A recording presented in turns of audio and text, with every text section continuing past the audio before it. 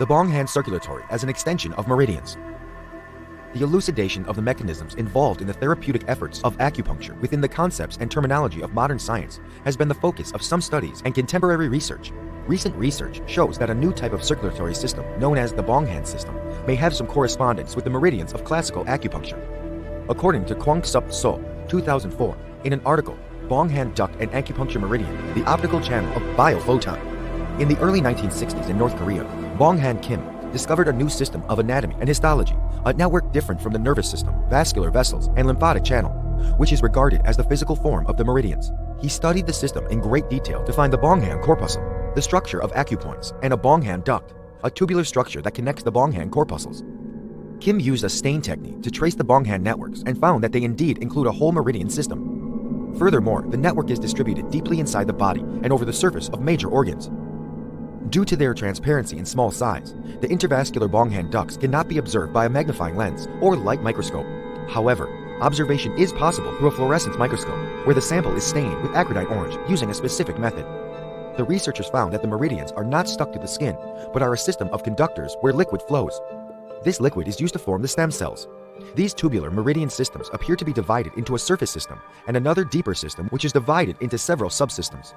The first of these systems is named the internal duct system and is able to float within the vascular and lymphatic vessels. Kim has also found ducts along the surface of the internal organs which appear to form an independent network and another network which extends along the outer surface of the walls of the blood vessels and lymphatics. The duct terminals can reach the cell nucleus. These surveys reveal that the ducts may correspond histologically and anatomically to the meridians of the vital body. These ducts have quantum features that are being investigated by contemporary science, revealing a complex organic network involving matter, energy, and information.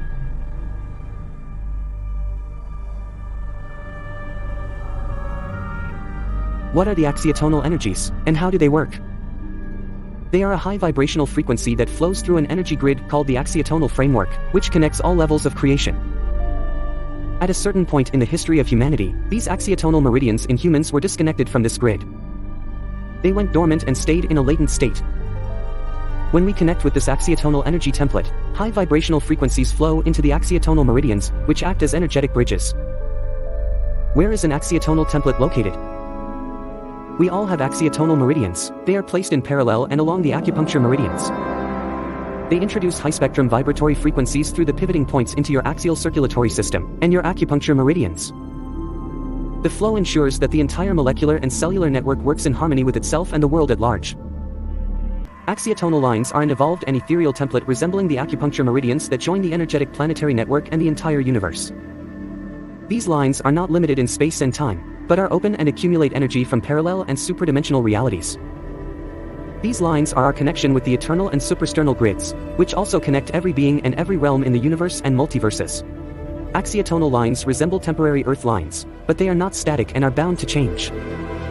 Instead, they are energetically linked to your intention, truthfulness, and integrity. They are responsible for maintaining your creativity in life, and help you to know that you are more than just a physical body. They are called axial because, after all, they are vertical, and tonal because they carry all spectrum of sounds, colors, and frequencies. As we said before, they are different channels from the meridians of traditional Chinese medicine. They are also independent of the Ida and Pingla channels, and independent of the secondary meridians of Chinese medicine. These channels within the body are basic. They are differentiated over the shoulder blades, emerging as two main channels, one on each side, and a third central channel. These channels are our connection to the means of distribution of prana and the circulation template of the creators of energy in our body. These channels are also the connecting channels to the tree of life. While the other channels mentioned have to do with the situation of prana circulation within the body and its respective blockages, these lines are the axiotonal lines, still unknown to most people. What is an axiotonal attunement? The axiotonal lines and grid allow the circulation of pristine stellar energy. Consequently, the axial attunements are something that we all instinctively may know what it is. This specific empowerment is a procedure that puts us connected and aware of our cosmic family of light, the monad, the main stellar streams, a myriad of light beings, templates of evolution, and the ascension mentors. They facilitate the formation of the channels in which the pillars of light are created. Activated, after they are strengthened and connected, they generate energy enough to stimulate and protect us, in proportion as the absorbed stellar energies free us.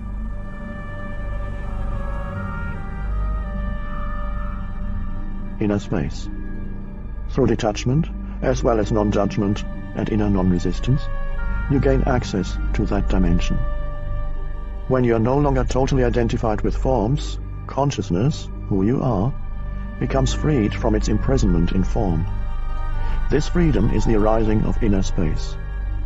It comes as a stillness, a subtle peace deep within you, even in the face of something seemingly bad. This too will pass. Suddenly, there's space around the event. There's also space around the emotional highs and lows, even around pain. And above all, there's space between your thoughts. And from that space emanates a peace that is not of this world, because this world is form, and the peace is space. This is the peace of God. Now you can enjoy and honor the things of this world without giving them an importance and significance they don't have. You can participate in the dance of creation and be active without attachment to outcome and without placing unreasonable demands upon the world. Fulfill me, make me happy, make me feel safe, tell me who I am. The world cannot give you those things, and when you no longer have such expectations, all self-created suffering comes to an end. All such suffering is due to an overvaluation of form and an unawareness of the dimension of inner space. When that dimension is present in your life, you can enjoy things, experiences, and the pleasures of the senses without losing yourself in them, without inner attachment to them, that is to say, without becoming addicted to the world. The words, "this too will pass," are pointers towards reality. In pointing to the impermanence of all forms, by implication, they are also pointing to the eternal. Only the eternal in you can recognize the impermanent as impermanent. When the dimension of space is lost, or rather not known, the things of the world assume an absolute importance, a seriousness and heaviness that in truth they do not have. When the world is not viewed from the perspective of the formless, it becomes a threatening place, and ultimately a place of despair. The Old Testament prophet must have felt this when he wrote, "All things are full of weariness. A man cannot utter it." Becoming addicted to the world. The words, "this too will pass," are pointers towards reality. In pointing to the impermanence of all forms, by implication, they are also pointing to the eternal.